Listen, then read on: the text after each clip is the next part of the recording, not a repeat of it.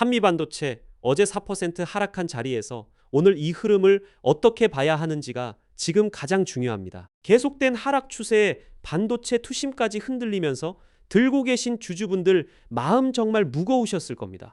여기서 그냥 정리해야 하나, 반등은 언제 오나, 이런 생각 많이 드셨을 거예요. 이렇게 위아래로 크게 흔드는 장이 사람을 제일 지치게 합니다. 특히 고점 부근에서 담으신 분들은 더 답답하셨을 겁니다. 그런데 저는 오늘 이 하락을 보고 무작정 겁부터 먹지는 않았습니다. 왜냐? 지금 이 흔들기 안에서 오히려 노려볼 수 있는 자리가 만들어지고 있기 때문입니다. 결론부터 확실하게 말씀드릴게요. 저는 지금 한미반도체를 하락 추세 안에서 단기 변동성을 활용해야 하는 자리로 보고 있습니다. 반도체 슈퍼사이클이라는 큰 그림은 아직 끝나지 않았어요. 다만 주가가 바로 쭉 올라갈 수 있는 자리는 아닙니다. 지금은 역배열의 하락 추세라 반등이 나와도 일시적인 성격이 강해요. 그래서 되돌림이 나올 때마다 매도로 대응하고 다시 눌릴 때 노리는 전략이 필요합니다. 위쪽에서는 딱 하나 기억하시면 됩니다. 26만 3천 원. 여기는 너무나 두꺼운 저항 매물이 깔려 있어서 지금 흐름에서 한 번에 뚫기가 정말 어렵습니다. 그러니까 반등이 이 자리 부근까지 나오면 저는 일단 매도 관점으로 봐요. 아래쪽에서는 최근 저점인 14만 8,800원 이 부근을 지키는지가 핵심입니다. 여기를 종가 기준으로 강하게 깨고 내려온다. 그때는 저도 추가 하락을 열어놓고 대응하겠습니다.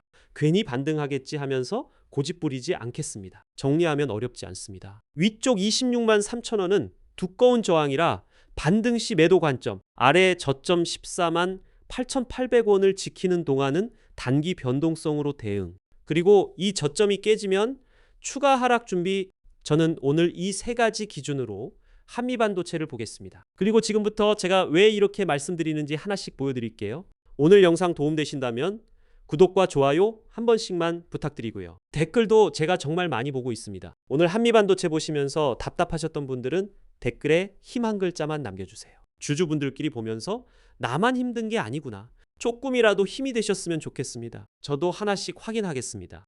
슈퍼장대양봉TV 서재훈 대표입니다. 자, 그러면 지금부터 조금 더 자세하게 같이 보겠습니다. 먼저 매물대부터 볼게요.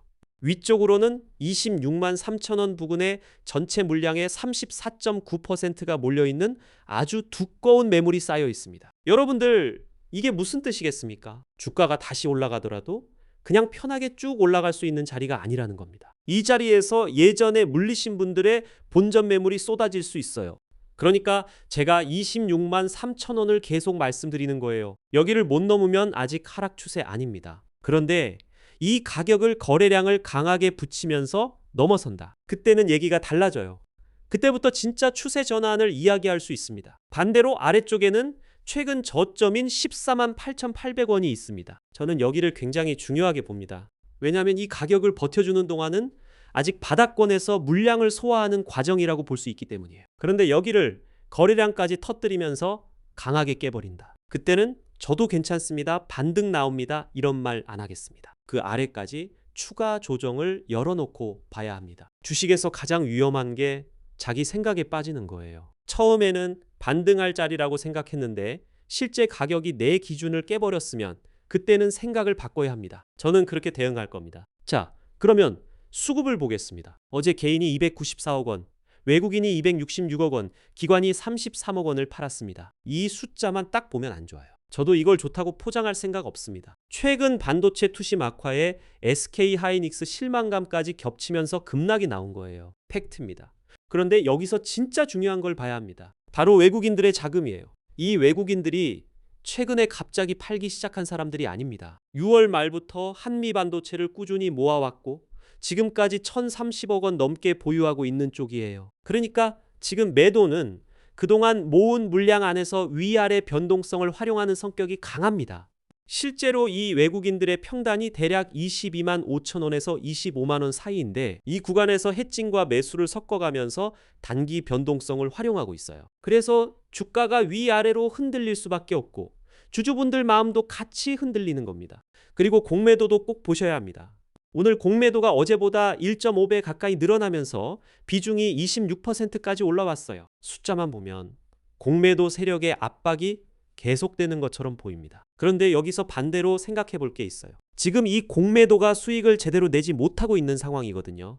만약 주가가 아래에서 강하게 반등하면 하락에 베팅했던 이 공매도 물량이 손실을 막으려고 급하게 주식을 되사는 상황이 나올 수 있습니다. 이걸 숏스퀴즈라고 하는데 이때 주가가 순간적으로 강하게 튀어오를 수 있어요. 저는 바로 이런 순간을 노려야 한다고 봅니다. 자, 그런데 여기까지 들으신 주주분들 중에는 이런 생각도 드실 겁니다. 그래서 결국 한미반도체 좋다는 거야, 나쁘다는 거야. 제가 확실하게 말씀드릴게요. 저는 반도체 슈퍼사이클이라는 큰 방향까지 꺾였다고 보지 않습니다. AI, 반도체 수요가 계속 커지는 한 그 핵심 장비를 만드는 한미반도체 자리도 유효하다고 봐요. 다만 여기서 착각하시면 안 돼요. 산업이 좋다고 주가가 매일 올라가는 건 아닙니다. 지금처럼 역배열의 하락 추세인 구간에서는 좋은 종목도 되돌림을 줄 때마다 매도가 나오면서 위아래로 크게 출렁여요. 실제로 지난 7월 15일에도 상한가 가까이 상승이 나왔을 때가 매도 타점이었고, 최근에도 되돌림이 나올 때마다 매도로 대응하는 게 유효했습니다. 그래서 제가 계속 가격을 말씀드리는 겁니다. 한미반도체가 좋으냐 나쁘냐만 물어볼 게 아니라 어디서 팔고 어디서 노릴 것인가, 이게 훨씬 중요합니다.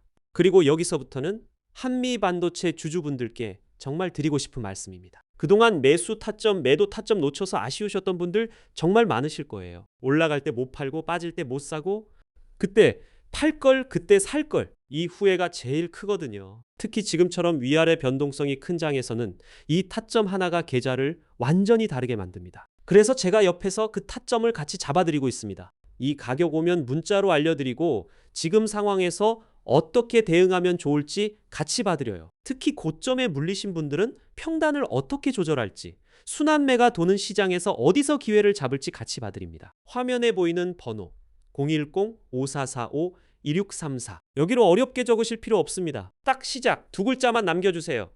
제가 왜 하필 시작이라고 했느냐?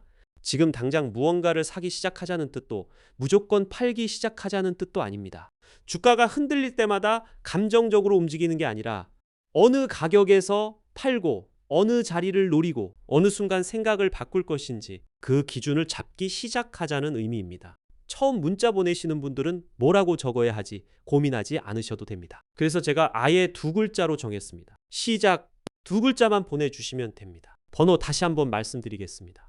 010-5445-2634. 제가 사용하는 번호는 이 번호 하나입니다. 다른 번호는 사용하지 않으니까 이 부분도 꼭 확인해 주세요. 자, 다시 한미반도체 이야기로 돌아오겠습니다. 이제 주주분들 상황을 세 가지로만 나눠볼게요.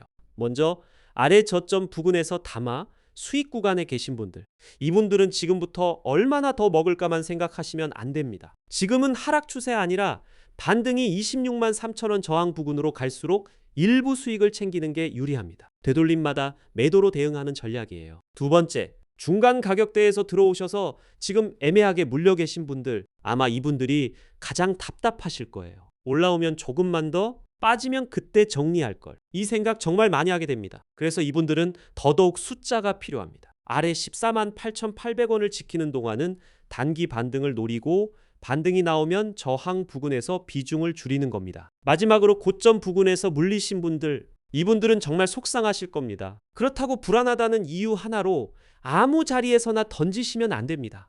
반대로 언젠가는 올라오겠지 하면서 기준 없이 버티는 것도 저는 권하고 싶지 않습니다. 지금은 반등이 나올 때마다 평단을 조절하거나 순환매가 도는 다른 자리로 일부 옮겨서 기회를 만드는 것도 방법이에요. 그 타점을 같이 봐드리겠습니다. 자, 마지막으로 오늘 한미반도체 결론 딱 내리겠습니다. 복잡하게 생각하지 마세요.